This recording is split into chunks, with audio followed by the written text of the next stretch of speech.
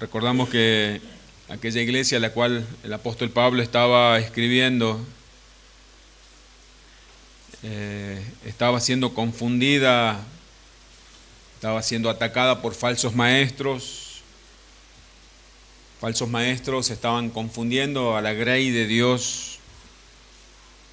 Y la doctrina, esta falsa doctrina, las herejías que enseñaban estos falsos maestros, negaban la naturaleza de Cristo. Que estos falsos maestros luego se hicieron conocidos como los gnósticos, o estaba naciendo el movimiento de los gnósticos, el gnosticismo, lo cual ellos ponían en primer lugar el conocimiento antes que la espiritualidad, antes que la santidad. Esto no era una simple, lo que ellos hacían no era un simple detalle doctrinal. Negar la naturaleza de Cristo no es un simple detalle doctrinal, porque la doctrina de la naturaleza de Cristo es fundamental en nuestra fe cristiana. ¿Con esto qué queremos decir? Que si Cristo no es verdaderamente Dios y verdaderamente hombre, no existe la redención ni la salvación para los pecadores, porque Cristo en su naturaleza hipostática, como se la conoce en la teología, siendo verdaderamente Dios y verdaderamente hombre, Él nos representó en la obediencia activa, en la vida perfecta y también en la obediencia pasiva, muriendo en la cruz. Siempre identificado con nosotros, siempre ocupando nuestro lugar. Y nosotros por la fe tomamos, el Dios Padre imputó sobre nosotros su justicia. Cada uno de los que han sido salvados por el Señor en esa tremenda obra sobrenatural que solamente Dios puede hacer de transformar a un pecador en hijo de Dios, también se encontró la solución legal para que un pecador que toda la vida transgredió la ley de Dios, hoy pueda estar en paz delante de Él. Y esa no es por nuestra propia justicia, sino por la justicia de Cristo. Si los gnósticos negaban que Cristo era verdaderamente hombre, verdaderamente Dios, y el que murió en la cruz no era realmente un ser humano como nosotros, entonces no hay justificación. Es la base, el fundamento de nuestra fe cristiana. Y entonces, habiendo dicho esto, el primer punto que voy a desarrollar, el testimonio apostólico. Es por eso que Juan comienza esta carta diciendo lo que era desde el principio, lo que hemos oído, lo que hemos visto con nuestros ojos, lo que hemos contemplado y palpado en nuestras manos tocante al verbo de vida. Porque la vida fue manifestada, hace una afirmación, y la hemos visto y testificamos y os anunciamos la vida eterna, la cual estaba con el Padre y se nos manifestó. Lo que hemos visto y oído, eso os anunciamos para que también vosotros tengáis comunión con nosotros, y con nuestra comunión verdaderamente es con el Padre y con su Hijo Jesucristo. Y en el versículo 4 de estas cosas os escribimos para vuestro gozo sea cumplido. Entonces, ¿cuál es la importancia que tiene el testimonio de Juan con respecto a la persona de Jesucristo? El apóstol Juan, como un testigo presencial de la vida terrenal del ministerio de Cristo, dice, hemos oído, no solamente él, sino los otros apóstoles, los otros discípulos que estaban con él, hemos visto, y dice, hemos visto con nuestros ojos, como para que sea más claro aún, y nuestras manos han tocado, lo palparon. No solamente muestra la vida terrenal ni el ministerio de Cristo aquí en este mundo, sino también que está recordando la aparición de Jesús en el día de su resurrección. Aquel hombre que mataron en la cruz, lo colgaron en un madero, resucitó de entre los muertos. Estaba dando testimonio fiel de la muestra, de la evidencia de nuestra redención. Cristo resucitó. Y ningún otro gurú ni líder espiritual puede decir lo mismo, que venció a la muerte no lo pudo retener. En aquel encuentro del Cristo resucitado con sus discípulos en el aposento alto, el mismo Señor Jesucristo invitó a los 11, ahora 11, 11 discípulos, quienes estaban con ellos, a acercarse, a verlo, a tocarlo, a comprobar que poseía un cuerpo real. Y el mismo Jesús le dijo: un espíritu no tiene carne y hueso, como podés ver yo lo tengo. No era una aparición, no era un espíritu, sino que era un hombre que había resucitado. Esto lo podemos encontrar, como usted ya sabe, en Lucas 24:39, en el Evangelio de Juan 20:20 en adelante, cuando Jesús resucitado se le apareció a sus discípulos.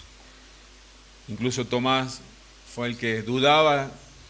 Jesús dijo: poné tu dedo en el agujero que hay en mi mano, el agujero que tengo aquí del costado, que da muestras, claras muestras de lo que había él sufrido en la cruz, como señal de que él resucitó de entre los muertos. Entonces, cuando el apóstol Juan hace esta afirmación, este testimonio fiel de aquel que vino a este mundo, fue el Hijo de Dios, Jesucristo. Y eso negaban los gnósticos. Ellos afirmaban en su enseñanza que Dios jamás puede estar en contacto con la carne, con la humanidad, porque la carne es pecaminosa y el espíritu es santo y puro, pero la carne es pecaminosa y está contaminada. Entonces, Juan afirmaba con el testimonio una realidad histórica de Jesucristo. Y nosotros creemos en esa realidad histórica. Verdaderamente, hace 2000 años atrás existió un hombre que caminó por Palestina. Era el Hijo de Dios. Nosotros lo vimos, dice Juan. La vida que estaba con el Padre se nos manifestó a nosotros. Ese testimonio hemos recibido nosotros, mis hermanos, y lo creemos, porque el Espíritu Santo nos dio esa capacidad de creer. Porque los que creen en este testimonio de Dios tienen comunión verdadera con Dios. Entre ellos, dice Juan, estoy yo. Y este testimonio que ustedes reciben de parte mía, está diciendo Juan a la iglesia, y nosotros recibimos el testimonio apostólico de los evangelios. Y creemos en este testimonio. Y lo que creemos en este testimonio, ¿qué pasa? Produce un gozo completo. Tenemos gozo de saber que Dios quiso salvarnos. Dios quiso rescatarnos de esa vana manera de vivir. Y hoy tenemos vida y vida eterna. Ese es el testimonio que presenta Juan. Entonces, las enseñanzas de los gnósticos quedaban derribadas. Los argumentos que ellos presentaban para confundir a los cristianos, a la iglesia de Cristo, fue echada por tierra. Y luego dice Juan, y da el testimonio, el segundo punto, nos vamos a ver, dice, Dios es luz. ¿Y cuál fue el testimonio que recibió Juan y cuál es el testimonio que transmitió? En el versículo 5 lo dice. Este es el mensaje que hemos oído de Él, de Cristo, y os anunciamos. Dios es luz y no hay ninguna tinieblas en Él. Dios es luz. Siempre Juan usa frases cortas, declaraciones breves pero profundas acerca de la esencia de Dios. Por ejemplo, en el Evangelio que escribió Juan dice Dios es espíritu, en el capítulo 4. En la primera carta, en el capítulo 4 también dice Dios es amor, pero acá en el capítulo 1 dice Dios es luz. Esto no está diciendo y no significa que Dios sea una luz más entre muchas. Ni tampoco dice Dios es portador de la luz. Sino que dice que Dios es luz. Ni tampoco está diciendo que esa es la única cualidad de Dios. Pero sí está diciendo afirmativamente Dios es luz en su ser mismo. Es por eso que Dios en el Génesis dijo, sea la luz, y la luz fue creada, porque Él es luz. El mismo Señor Jesucristo dio testimonio de esa luz divina cuando dijo, yo soy la luz del mundo. En el Evangelio de Juan capítulo 8, versículo 12, yo soy la luz del mundo, dijo el Señor Jesucristo. dando testimonio de que venía de parte de Dios, dando testimonio de que Él era el Cristo, el Hijo de Dios. Es por eso que en el credo niceno, en el credo de Nicea, la iglesia de Cristo confiesa, Jesucristo es Dios de Dios, luz de luz. Entonces, el testimonio que recibió Juan y los otros apóstoles, y el testimonio que recibe y cree la iglesia, es que Dios es luz. Y esto tiene una connotación. Y esto divide las aguas en toda la humanidad. ¿Por qué digo que divide las aguas en toda la humanidad? Porque los creyentes, los que recibieron y creyeron en este testimonio de que Dios es luz, andan en luz. Y aquellos quizás que dicen y afirman que recibieron el testimonio, que son de Dios, que pertenecen a Cristo, pero no andan en luz, están negando lo que dicen con sus labios. Juan no empieza con una orden ni con una exhortación, sino comienza revelando una verdad absoluta. Y dice quién es Dios. Fíjense que en aquel tiempo había muchos falsos maestros que ellos decían, Dios es esto, Dios es aquello. Dios envió a Jesús, pero una cosa es Jesús y otra cosa es el Cristo. El que murió colgado en el madero no fue el Cristo, sino fue solamente Jesús. Separaban al Señor Jesucristo del Jesús hombre, del Jesús Dios. Y esto no es un simple detalle, como dije al inicio, sino esto va en contra de la base, del fundamento de nuestra fe. Por eso Juan comienza con una orden, no comienza con una orden, sino con una verdad absoluta, diciendo quién es Dios. Dios es luz. Y en ese Dios es luz podemos decir que describe que Dios es santo, Dios es veraz, Dios es justo y en Él no hay impureza ninguna. No es que solo que Dios sea luz, sino que Dios es santo. No hay ninguna tinieblas en Él, dice Juan. Y esto lo afirma de manera enfática. Dios es luz y no hay ninguna tinieblas en Él. Que no existe ninguna mezcla. Que Dios no tiene ninguna comunión. Escuchemos bien, con el pecado. Dios no tiene ninguna comunión con el engaño. Dios no tiene ninguna comunión con la injusticia. ¿Y por qué Juan se encarga de enfatizar esta verdad? Porque los gnósticos, aquellos falsos maestros, decían en sus enseñanzas, minimizando el pecado, quizás atribuían hasta algunos pecados a Dios, pero ellos, por ejemplo, decían que no había ningún problema de que un hijo de Dios pecara con su cuerpo mientras su alma esté pura, que podía pecar con su cuerpo, que eso no contaminaba el espíritu o el alma del hombre, porque el cuerpo, ¿qué decían ellos? Va a ser destruido, pero el espíritu eternamente va a vivir. ¿Y qué dice la Escritura? ¿Qué dice nuestra fe, hermanos? Que Dios vino a redimir no solamente nuestra alma, sino también nuestro cuerpo. Anhelamos ese día de la redención de nuestro cuerpo. ¿Y cuándo ocurrirá eso? Cuando venga nuestro Señor Jesucristo. Ahí van a resucitar todos los muertos que murieron en Cristo. Y si nosotros estamos con vida, seremos transformados, dice la Escritura, en un abrir y cerrar de ojos. Fíjese, hasta suena con cierta lógica el argumento de los falsos maestros y hasta atractivo a nuestros oídos.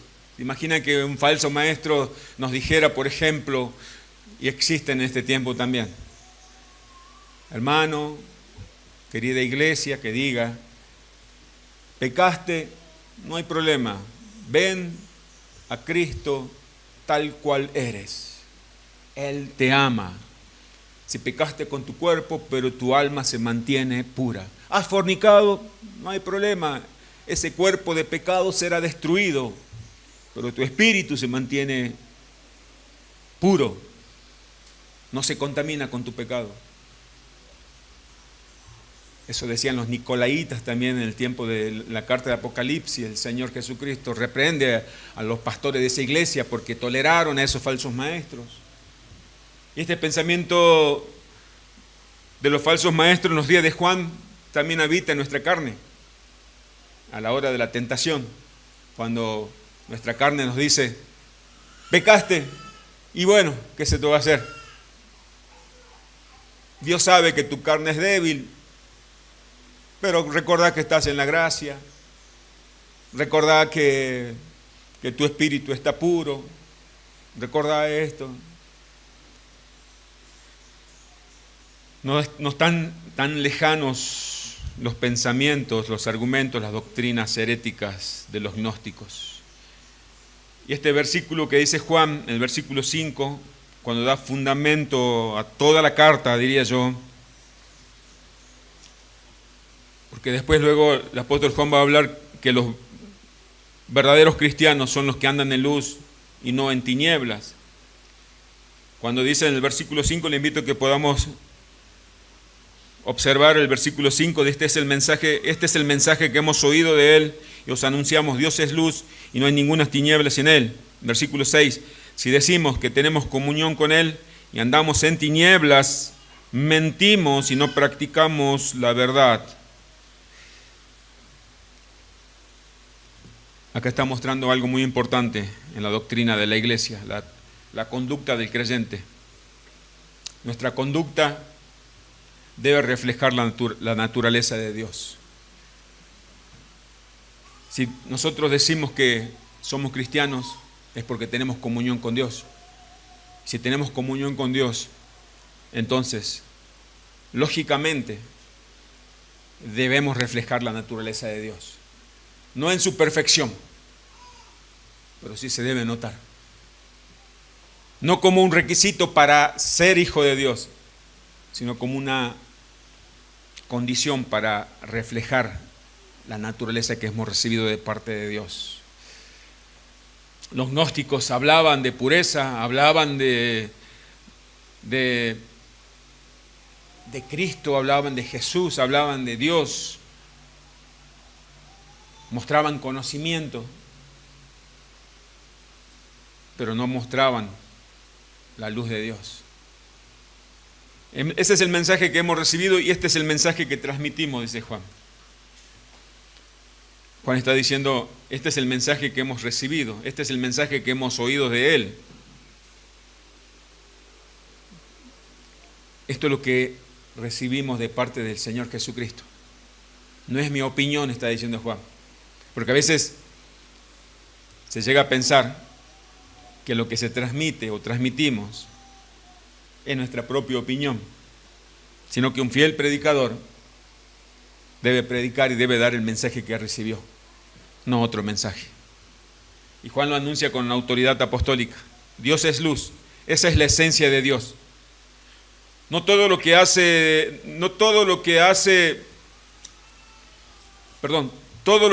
Dios es puro. Todo lo que Dios hace es santo.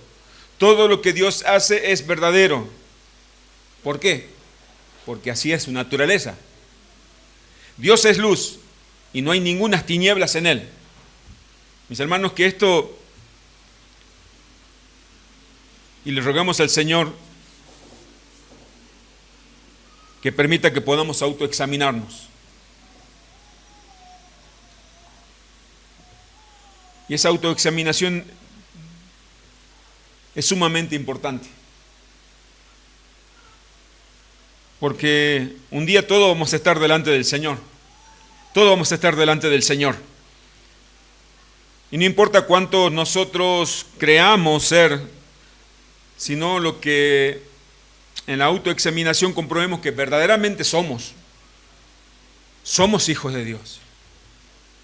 Que el Señor permita que nuestra salvación y la seguridad de nuestra salvación esté sobre la persona de Cristo, sobre la obra de Cristo, y que nuestra confianza esté puesta en Él, y no en nuestras obras, no en nuestra antigüedad en la vida cristiana, sino en nuestra conducta. Porque fíjese lo que dice: Dios es luz y no hay ninguna tinieblas en Él. Dios no tiene ninguna comunión con el pecado. ¿Escuchó? Dios no tiene ninguna comunión con el pecado. Dios no tolera el pecado, ni el más chiquito, ni ese pecado insignificante. No hay sombras en Dios, no hay excepción. Dios no puede ser cómplice del mal. Dios no puede ser cómplice de tu pecado. Dios jamás va a aprobar un pecado, jamás lo va a aprobar. De ninguna forma. No, pero entendeme, Dios, mira que no lo va a aprobar. En cambio, los falsos maestros decían que el mal estaba ligado a la materia, no al alma. Lo que dije hace un momento, que el pecado no manchaba nuestra alma, que eso pertenecía a otro ámbito, hacía una separación de lo espiritual de lo material. Veo que algunas veces quizás aprendimos en otras iglesias donde decía, nosotros tenemos una vida espiritual y una vida secular. Y cuando nos preguntaba, ¿cómo estás? Y preguntaba, ¿en qué sentido me preguntas? ¿En lo espiritual o en lo secular? Esa dicotomía. ¿Sabe qué? No existe esa dicotomía. Si alguno hasta hoy no entendió así, no existe una persona secular y otra persona espiritual. En su trabajo usted no es secular y en la iglesia es espiritual. Con los hermanos usted es espiritual y con sus amigos usted es secular. Somos espirituales. El que nacido del Espíritu, Espíritu es, dice el Evangelio de Juan capítulo 4. El que es nacido de la carne, carne es. Bueno, los gnósticos tenían esta dicotomía también. Decían, ¿cómo estás? Me preguntaban la parte material o la parte espiritual. Somos un solo ser. Somos una persona. Dios vino a restaurar, a salvar nuestra alma y nuestro cuerpo. Salvó primero nuestro espíritu. Y si morimos, nosotros vamos a ir en espíritu al cielo, a estar con Él, y vamos a esperar el tiempo de la redención de nuestro cuerpo. Por eso es importante que cada hermano de esta congregación por lo menos entienda qué sucede después de la muerte, cuál es el estado intermedio. Pero acá Juan no está hablando del estado intermedio, sino está hablando de que Dios es luz. Y los que dicen que son de Dios deben andar en luz también.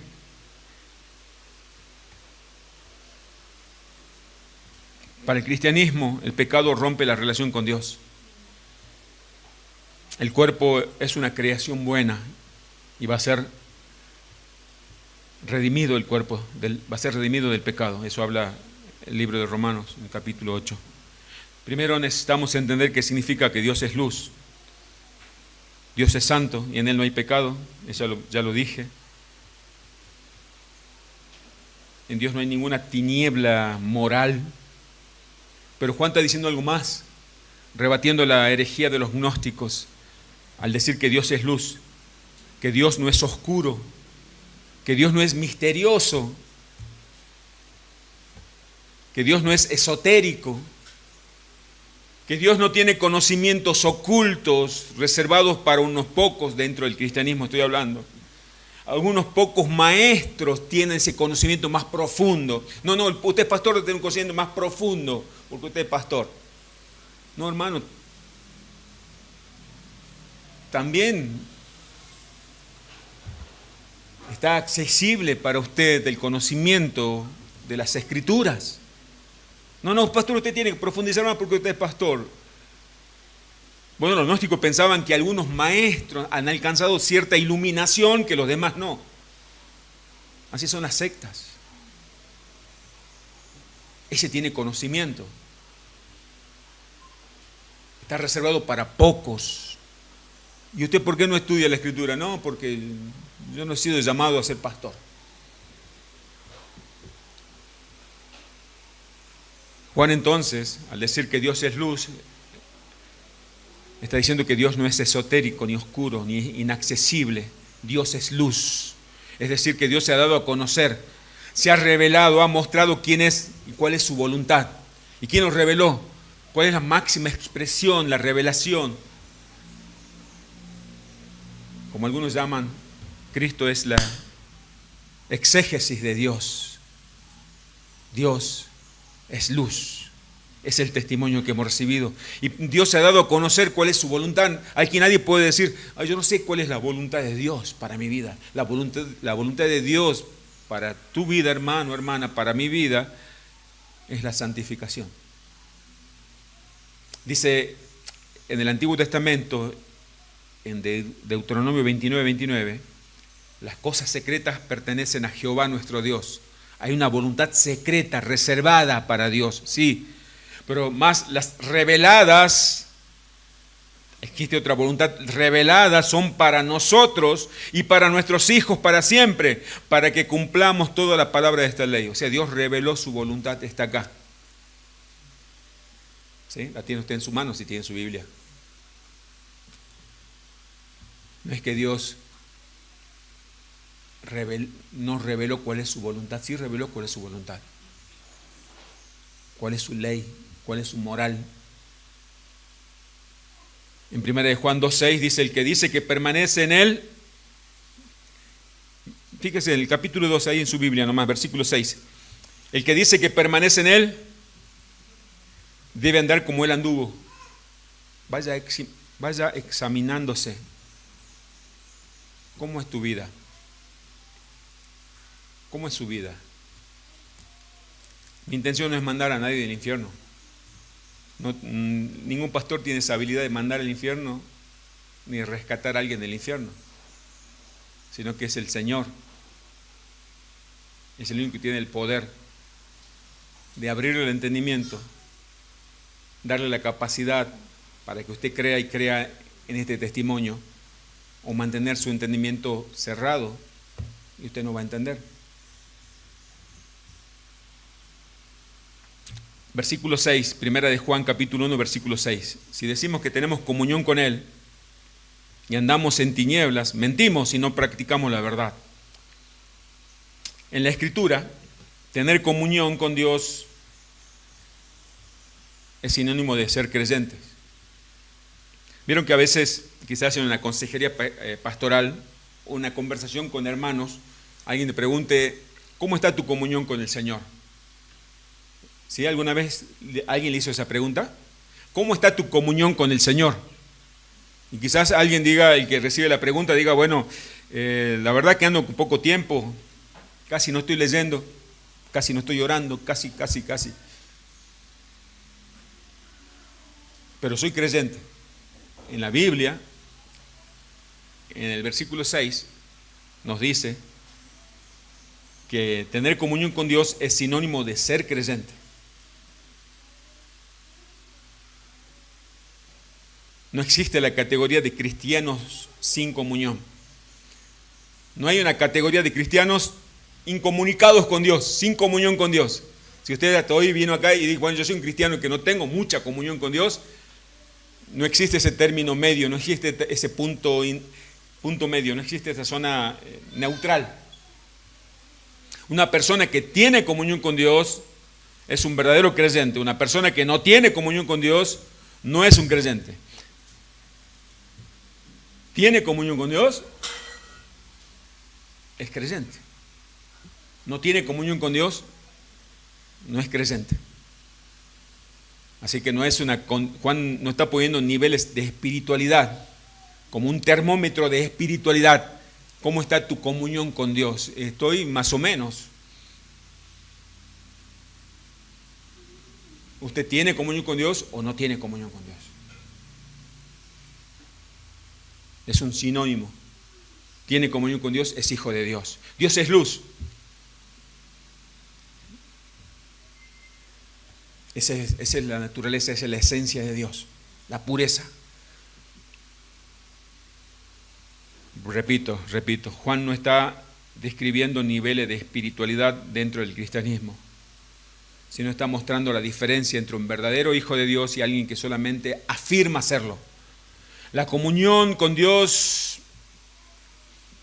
no es un privilegio opcional para algunos hijos de Dios, sino es una realidad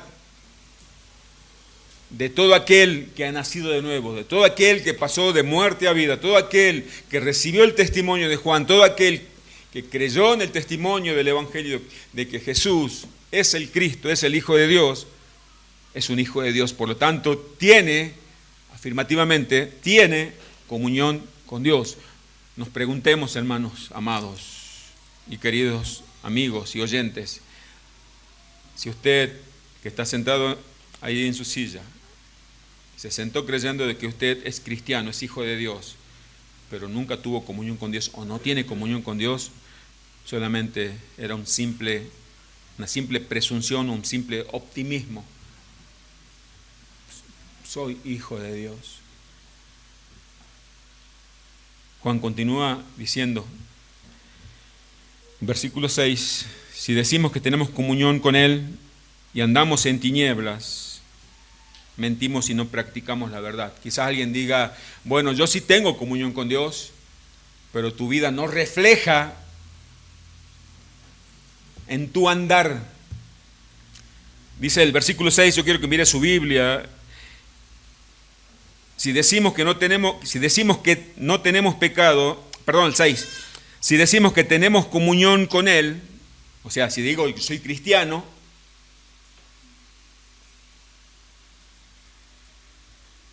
y andamos en tinieblas, mentimos y no practicamos la verdad. La palabra andamos, en el original, no voy a decirle cuál es la palabra en el original griego, porque usted no se va a acordar y no tiene relevancia, pero sí lo que quiere decir, literalmente significa caminar, andar, por todos lados.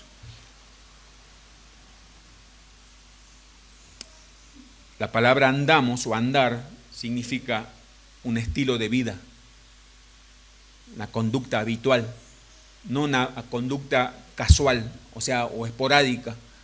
O sea, no es que el cristiano se comporta como cristiano en la iglesia, pero fuera de la iglesia se comporta como un impío. No es que es cristiano cuando están con los hermanos, pero cuando está a solas es un pecador desenfrenado. ¿Por qué digo esto? Porque el apóstol Pedro lo dice en su primera carta, capítulo 1, versículo 15 y 16. Dice, sino como aquel que nos llamó es santo, sed también vosotros santos. Usted escuche bien, en toda vuestra manera de vivir. Ustedes sean santos en toda vuestra manera de vivir. ¿Qué hay que decir? Siempre. Si estoy rodeado de cristianos, comportarme como un hijo de Dios. Si estoy rodeado de incrédulos, comportarme como un hijo de Dios. Si estoy solo en mi habitación y nadie me ve, comportarme como un hijo de Dios.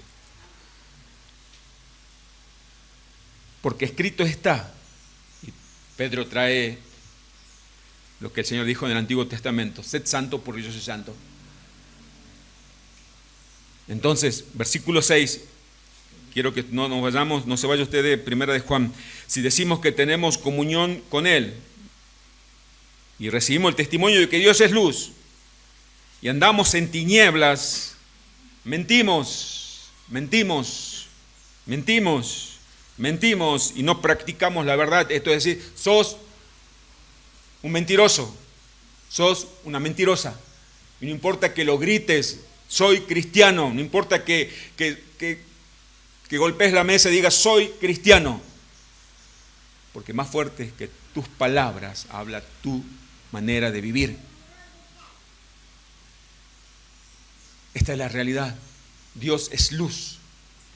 Dios es luz. Y escúcheme, lo vuelvo a leer. Y este es el mensaje que hemos oído de Él y os anunciamos. Dios es luz y no hay ningunas tinieblas en Él. Si decimos que tenemos comunión con Él y andamos en tinieblas, mentimos y no practicamos la verdad.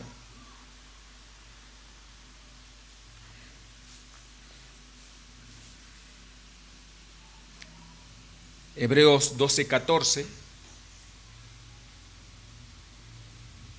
Hebreos 12:14 dice: seguid la paz con todos. El apóstol Pablo en una de sus cartas dice: procurad estar mientras de vos dependa con todos. Y la santidad, dice Hebreos, sin la cual nadie verá al Señor. No estoy diciendo, y la Biblia dice tampoco, hermanos, a partir de hoy tenés que comportarte como un santo si querés irte al cielo. Si no, esto sería un requisito para alcanzar la salvación. Entonces la salvación dejaría de ser por gracia. Si no, está diciendo, si recibiste la salvación por gracia, si creíste en el testimonio apostólico, si pasaste de muerte a vida, si crees en el Señor Jesucristo, si caminas en la luz como Él es luz, entonces tu naturaleza es santa. Pero si tu naturaleza no es santa, no vas a verlo el Señor. No vas a estar con Él. No vas a estar con el Señor. Hasta ahora te estuviste engañando. Estuviste sostenido y estuviste respaldado, apoyado en una falsa seguridad. Porque conozco la doctrina, porque conozco que Jesús, toda información histórica que están en la cabeza y no bajaron nunca al corazón. ¿Qué tengo que hacer ahora?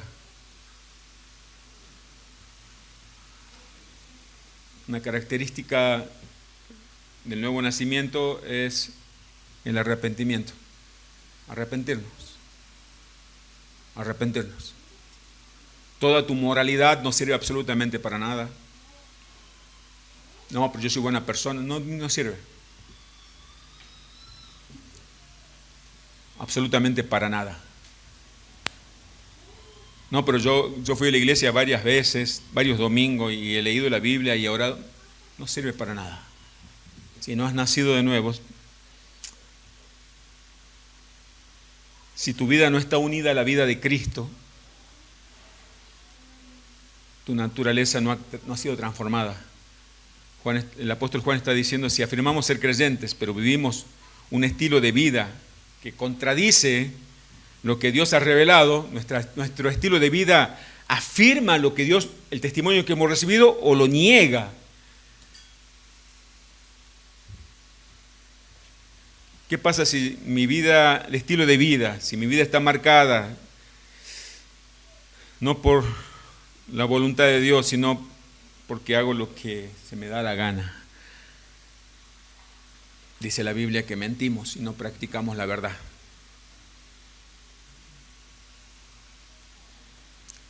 La santidad como un estilo de vida, no como una condición para la salvación, sino como un estilo de vida.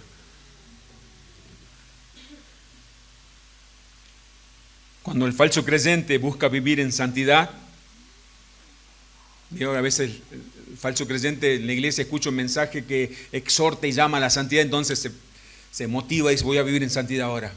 Empieza a borrar las redes sociales, no sé por dónde pecará, empieza a eliminar los contactos, empieza a pegar manotazos por todos lados, entonces se convierte, cae en el moralismo religioso, que no salva, tampoco salva eso. Este mensaje no pretende ni tiene como fin llevarlos a un moralismo religioso, sino llevarlos a un arrepentimiento genuino, a buscar salvación en Dios. Existe una diferencia entre tropezar ocasionalmente con el pecado y luchar contra el pecado. Existe una diferencia, en cambio, con aquel que no ha sido regenerado vive en pecado y no le molesta el pecado. Mientras su pecado no salga a luz, está tranquilo. Tengo que decir, tu pecado ya salió a luz. Nuestro pecado ya salió a luz, Dios lo conoce. Dios lo conoce. El que juzga ya lo sabe. Tiene pruebas suficientes. Pero aquel que es verdaderamente es hijo de Dios, peca, pero lucha contra ese pecado, se arrepiente y confiesa. Lo que Juan está diciendo que marca la diferencia entre el testimonio que él recibió de parte de Cristo, que Dios es luz y no hay ninguna tiniebla en él, y los que recibieron el testimonio andan en luz y no en tinieblas. Está hablando de lo que se conoce en la teología como la santificación. La santificación en la vida del creyente comenzó cuando Cristo llegó a su vida.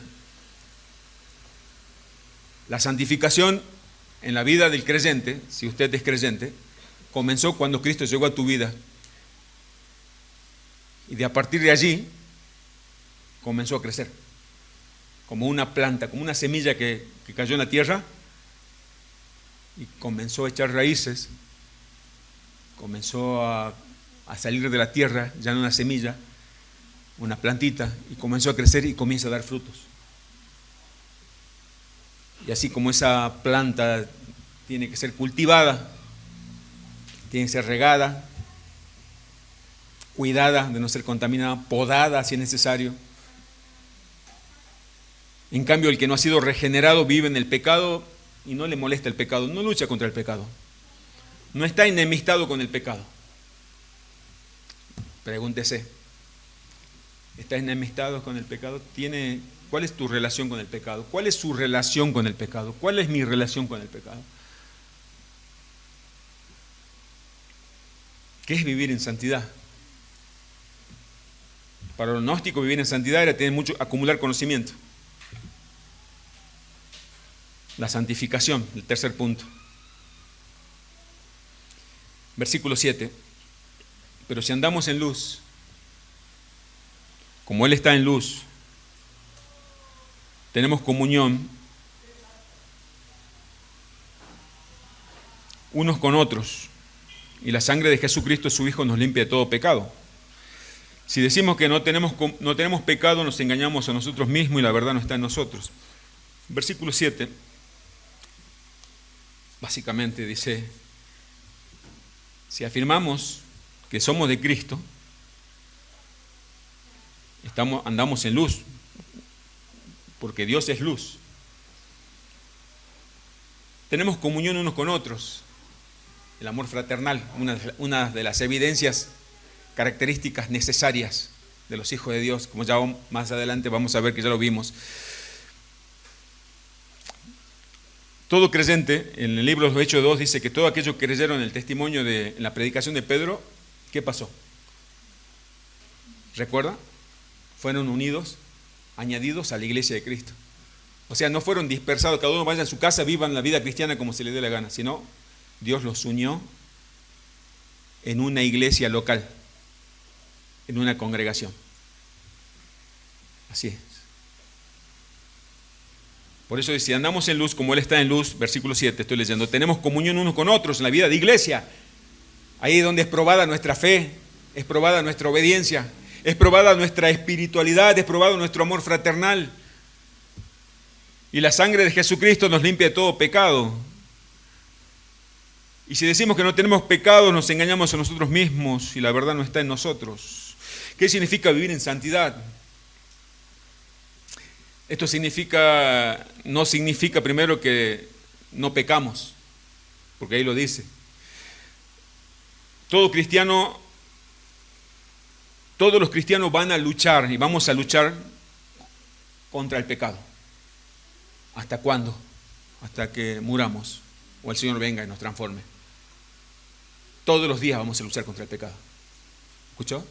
Todos los días. Pregunta aplicativa, ¿estás luchando contra el pecado, mi hermano o mi hermana? Si confesaste a Cristo como tu Señor, ¿estás luchando contra el pecado o estás buscando el pecado en los otros? ¿Estás examinándote tu vida de manera profunda, seria? Esto es una realidad inevitable en la vida de los creyentes. Vamos a luchar contra el pecado. Pero hay una diferencia enorme entre alguien que lucha contra el pecado y alguien que vive en el pecado. Alguien que vive en el pecado como un estilo de vida. El verdadero creyente pelea, resiste, se arrepiente confiesa y vuelve a la luz. El falso creyente es quien vive en el pecado de manera continua, sin ningún arrepentimiento, vive en pecado, es mentiroso y no deja de serlo. ¿Sí? Su manera de hablar es la de un impío, un incrédulo. Es adúltero y sigue en el adulterio, nunca se arrepiente. Es promiscuo y vive en la promiscuidad y no se arrepiente. Es fornicador, un fornicario y no se arrepiente. Es un materialista y no se arrepiente. Es un vanaglorioso y no se arrepiente. Es un orgulloso y no se arrepiente. Pero dice que es hijo de Dios. Ama las cosas de ese mundo, pero ahora afirma con su boca, con su palabra, que es hijo de Dios. El verdadero creyente, en cambio,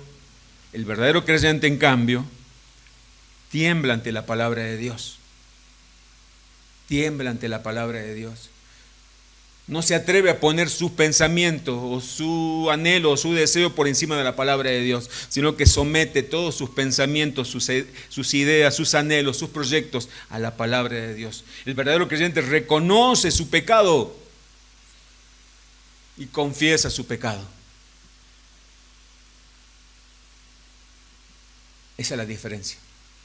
Peca, por supuesto que peca, pero el pecado no es un estilo de vida en él. Peca, es sensible a la palabra de Dios, se arrepiente y confiesa su pecado. Su vida está marcada por un arrepentimiento continuo. ¿Usted se arrepintió esta mañana, anoche? ¿Se examinó y se arrepintió de sus pecados? El cristiano verdadero, cuando peca, es convencido por el Espíritu Santo, quien le recuerda la palabra de Dios. Se arrepiente y busca perdón en la cruz. Es una evidencia más clara de alguien que realmente es cristiano. No está hablando de la santidad o la santificación como la ausencia total del pecado. No, yo no peco. Ya sos un pecador, estás mintiendo porque sí pecas. La Biblia dice que todos pecamos. Sino la diferencia es que no puede convivir con el pecado. ¿A usted le molesta cuando peca? ¿Le molesta ese pecado? Esta es la pregunta más importante que le estoy haciendo.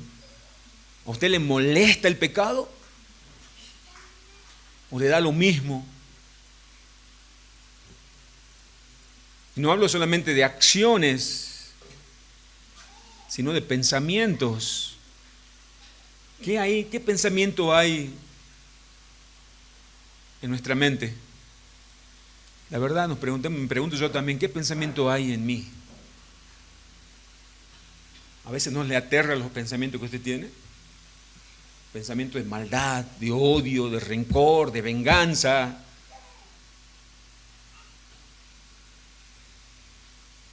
Hermanos, el cristianismo no se trata de aparentar ser cristiano, sino se trata de ser realmente cristiano. Porque el verdadero cristiano siente convicción.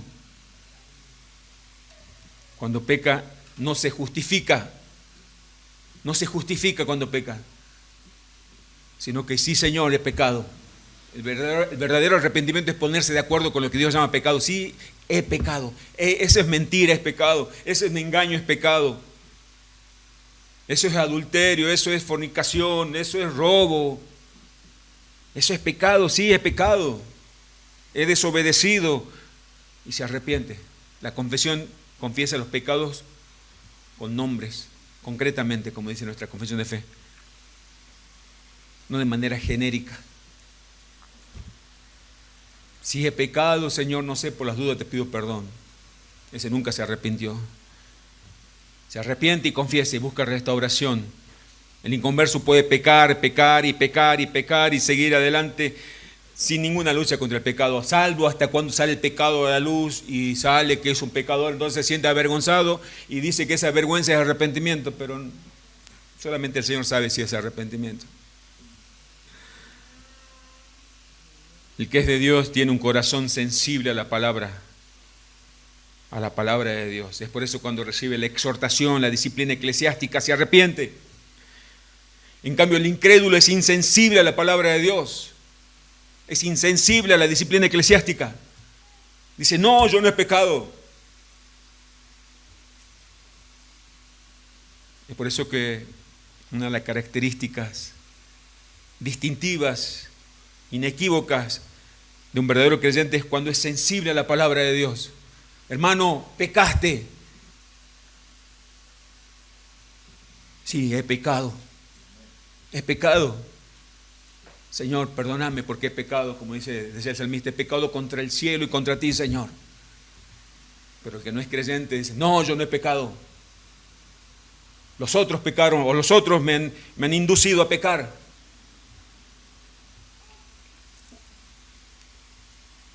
Un verdadero creyente quizás por un tiempo puede endurecer su corazón. Tenemos el ejemplo de David. Pero no va a permanecer mucho tiempo con el corazón endurecido. Si su corazón se endureció a la voz de Dios, dice que el pecado endurece el corazón. Dios continúa con su plan de amor y lo quebranta. Y lo quebranta. Y es doloroso ese quebranto. Es muy doloroso. Es terriblemente doloroso. Pero es efectivamente bueno. Tarde o temprano será quebrantado. Ya sea por un mensaje, una prédica, ya sea por una disciplina eclesiástica, o ya sea porque algo le suceda en la vida. Entonces, ¿cuál es la labor de la iglesia en esto? Dios es luz. Los verdaderos creyentes son los que andan en luz. Los falsos creyentes no pueden andar en luz porque su naturaleza no le permite. ¿Cuál es la tarea de la iglesia? La iglesia debe procurar con diligencia, y especialmente el liderazgo, pero usted también forma parte de la iglesia de Cristo. Debemos procurar con diligencia, número uno, predicar el evangelio verdadero, sin diluirlo, sin adaptarlo para agradar o para no molestar o para entretener. ¿Escuchó bien? El evangelio verdadero, sin diluirlo. No estamos para entretener. Número dos, cuidar el rebaño. Procurar con seriedad para ver si todos verdaderamente son creyentes o no. ¿Y cómo se logra eso? Porque ¿cuántas personas dicen ser cristianas en las iglesias locales? Todo el mundo dice soy cristiano. Si yo les digo ahora, no lo voy a decir de ejemplo, levanten la mano todos los que son de Cristo, todos van a levantar las dos manos, soy de Cristo. Pero ¿cuánto andan en luz? ¿Cuántos con su vida reflejan esa luz? Entonces la iglesia tiene la necesidad, esta es la responsabilidad de la iglesia, quiero que usted lo sepa, si no la sabe, examinar la fe de todos sus miembros. Examinar la fe de todos los miembros. ¿Y cómo se lleva a cabo esta tarea? Eso es lo que voy a tratar. Vamos a enseñar o a exponer el domingo 15 de febrero a las 6 de la tarde. ¿Cuál es la visión y la misión de la iglesia? La iglesia debe discipular. ¿Y cómo discipula? Con enseñanzas teológicas, prédica expositiva, eso es discipular. ¿Qué más incluye el discipulado? Consejería. ¿Qué es la consejería? Es cuando el pastor le dice, mi hermano, mi hermana, quiero hablar con usted. Y no es para retarte, sino es para saber cómo está tu vida en Cristo, cómo está tu conducta. ¿Y qué pasa si se observa algo que no anda conforme a la fe y a la conducta? Hay un desfasaje tremendo. Supongamos un hermano que diga, hermano, vengo tecito y no, ¿cómo estás? No, mal, ¿por qué? Porque me peleé de mi novia, pero si vos estás casado, ¿cómo tenés novia? No. Algo terrible. ¿Cómo que nunca te diste cuenta que eso es adulterio, un pecado? No, yo pensaba que Dios lo permitía porque era amor. Usted puede reírse, pero esto es cierto, a veces pasa cosas como esta sorpresa nos llevamos a veces. Entonces, ¿qué sucede en esa consejería cuando hay un trato personal, luego de la enseñanza general? Se ejerce la disciplina eclesiástica. La disciplina eclesiástica es donde se le llama el arrepentimiento. Y se tiene esperanza de que se acate a la disciplina y se arrepiente y vuelva otra vez. Si es un hijo de Dios, vuelve a la senda de la luz. Pero si una iglesia deja de cumplir con alguna de estas obligaciones, con alguna solamente, ¿sí?, de las 3 que nombré, entonces ahora, ¿qué sucede? Muchos cristianos nominales, solamente de nombres, vamos a ser cientos, muchos cristianos de nombres, con falsa seguridad en la salvación algunos. Dentro del grupo ese, de esa masa, muchos con falsa seguridad en la salvación. Yo soy cristiano porque voy a la iglesia reformada de Salta. Yo soy cristiano porque me compré una Biblia. Yo soy cristiano porque he aprendido las 5 solas. Yo soy cristiano porque me bauticé. Yo soy cristiano porque hice la membresía. Yo soy cristiano porque... O también habrá dentro de esa masa de incrédulos o falsos cristianos, lobos rapaces, aquellos que conocen la Escritura pero la usan para destruir la iglesia del Señor. Falsos cristianos disfrazados de ovejas. Tanto los que tienen falsa seguridad en la salvación como los lobos rapaces estarán tranquilos porque nunca se predicó fielmente la palabra, nunca se tuvo de consejería ni nunca se disciplinó. Pero cuando la iglesia activamente, responsablemente cumple con esta tarea, los que no son de Cristo comienzan a incomodarse, comienzan a preocuparse. Y dice, acá no tengo lugar, este lugar no es para mí, me voy. Si confesamos nuestros pecados, dice el versículo 9, ya que Dios es luz, y los que son de Cristo andan en luz, pero esto no significa que no pecan, sino que pecan y se arrepienten y confiesan. Dice el versículo 9, si confesamos nuestros pecados, esta es la esperanza y esta es la promesa que tenemos de parte del Señor. Él es fiel. Mire qué preciosa promesa. Él es fiel y justo para perdonar nuestros pecados y limpiarnos de toda maldad. Esta es la puerta abierta de par en par para los hijos de Dios. La Biblia no dice que no pecamos, sino dice, Dios sabe, sí pecamos, pero sí nos arrepentimos. Y eso se hace visible en la confesión de nuestros pecados, en la búsqueda de restauración.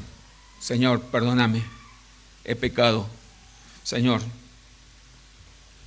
limpia mi corazón de toda maldad. Dice la Escritura, Él es fiel y Él es justo. Pero los que no son de Cristo, esto no le interesa, porque ellos dicen, yo estoy bien, yo no pequé. El Señor llevó todos mis pecados en la cruz. Confunden con la justificación y santificación. Nuestra posición en Dios es sin pecado. Nuestra condición actual, todavía pecamos. La santificación consiste en que el creyente examina su vida a la luz de la palabra. Se arrepiente, confesando su pecado de manera concreta. He pecado. Recibe el perdón del Señor.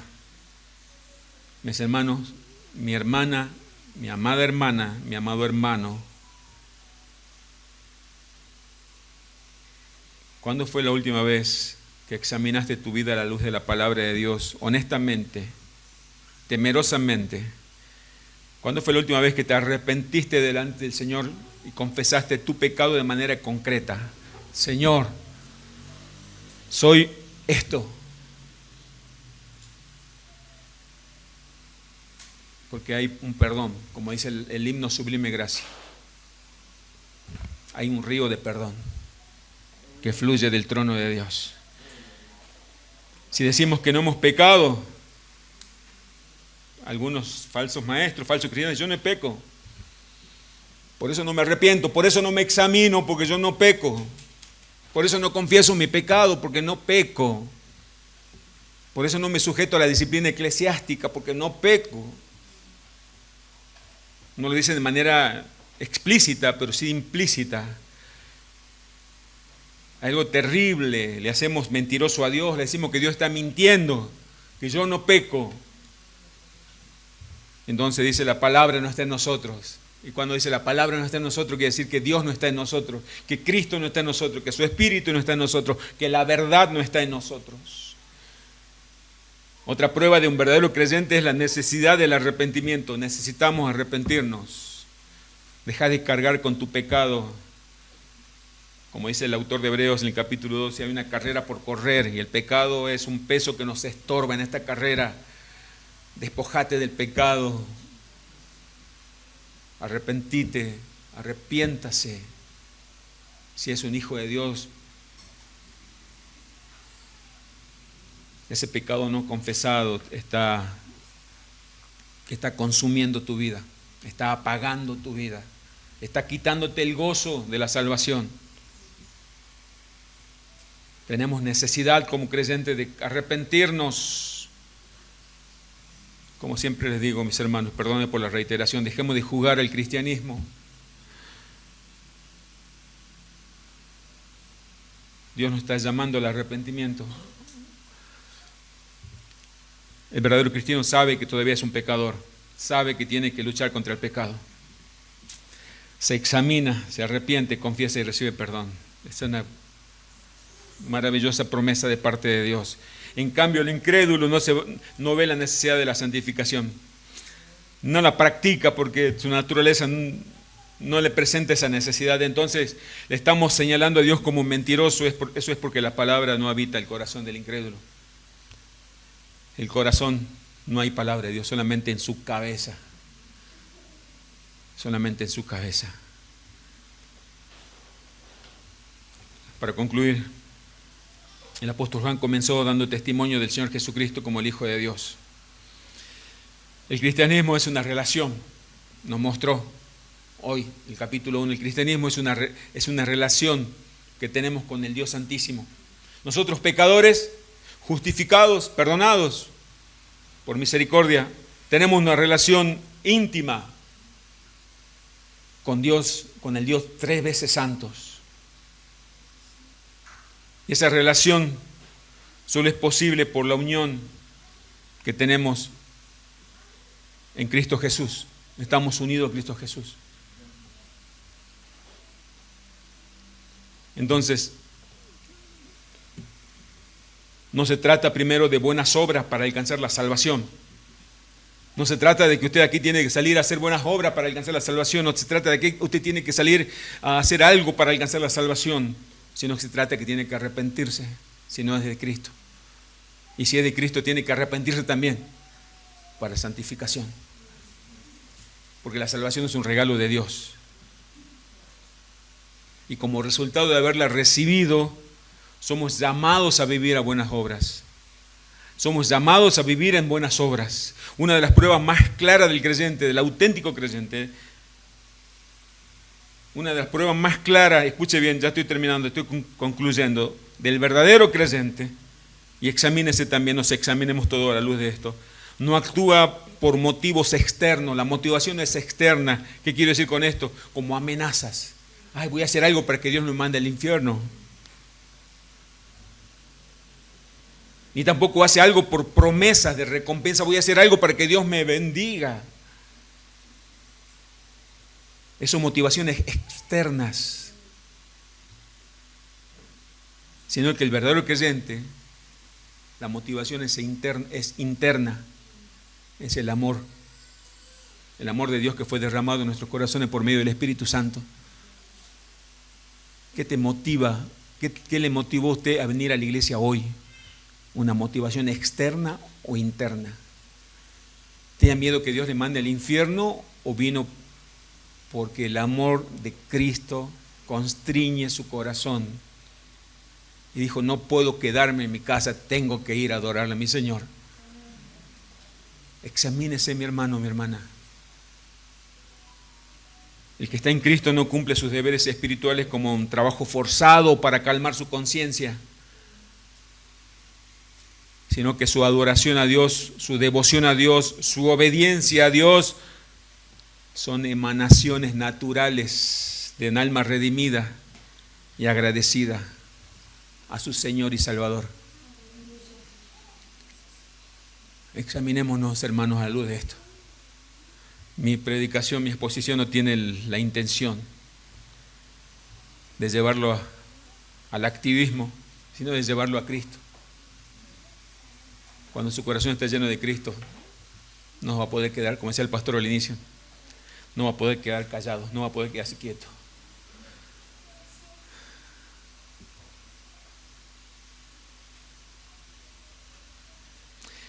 Quienes han sido salvados permanecen en una relación viva con Dios. Esa es una realidad. Quienes han sido salvados por el Señor viven en una relación viva. Y eso se hace evidente porque andan en la luz. Andar en luz es andar en santidad. La santidad es la evidencia de la lucha constante y real contra el pecado. ¿Escuchó? Como dijo un gran teólogo, dice, todo lo demás es gracia barata. La gracia barata es cuando yo sé, Dios ya me salvó y es por gracia. Es una gracia barata, no es la gracia de Dios. La gracia de Dios es la que nos capacita a vivir de manera piadosa. Esta es la respuesta a la gran pregunta de toda la Biblia. ¿Cuál es la gran pregunta de toda la Biblia? ¿Cuál es la pregunta que se hacían los ángeles? ¿Cuál es la pregunta que se hacía Satanás? ¿Cómo un pecador puede permanecer en comunión verdadera con un Dios que es infinitamente santo? Y esta pregunta usted vaya a llegar en su casa a sus hijos, a aquellos que todavía no están en Cristo. ¿Cómo? Porque muchos dicen hoy en día, yo sí le oro a Dios. Yo leo la Biblia en mi casa, yo soy de Dios. Y tiene un Dios genérico, un Dios como cualquier ídolo. ¿Cómo puede un pecador permanecer en comunión verdadera e íntima con un Dios santo, un Dios que no soporta el pecado, un Dios que no tiene comunión con ni el más mínimo pecado? La respuesta es gloriosa, solamente por medio de Jesucristo. Solamente por medio de Cristo. Y hoy el llamado es claro. Si aún no has puesto tu fe en Cristo, porque solamente en Cristo hay salvación, hoy es el día para arrepentirte y para ir a Cristo. No importa que a todo el mundo le hayas dicho que sos cristiano, no importa que tengas las membresías de la Iglesia Cristiana Reformada de Salta, no importa que tengas conocimientos teológicos, porque allá cuando estemos delante del Señor lo único que va a importar es que si estamos en Cristo o no estamos en Cristo. Hoy es el día. Hoy es el día. ¿Has puesto tu fe, tu confianza en Cristo como el Hijo de Dios? Arrepiéntase entonces. Arrepiéntase. No importa la tradición evangélica que tengas encima. No importa tu currículum cristiano. Lo que importa es si estás verdaderamente en Cristo. Y si has creído en Cristo, y si verdaderamente es un hijo de Dios, una hija de Dios, entonces examina, por favor, con mucho temor, con mucho amor, le digo, examine su andar. ¿Cómo está andando? ¿Cómo es tu vida? ¿Estás andando en la luz? Porque solo en Cristo hay perdón, solamente en Cristo hay vida nueva, solamente en Cristo hay comunión.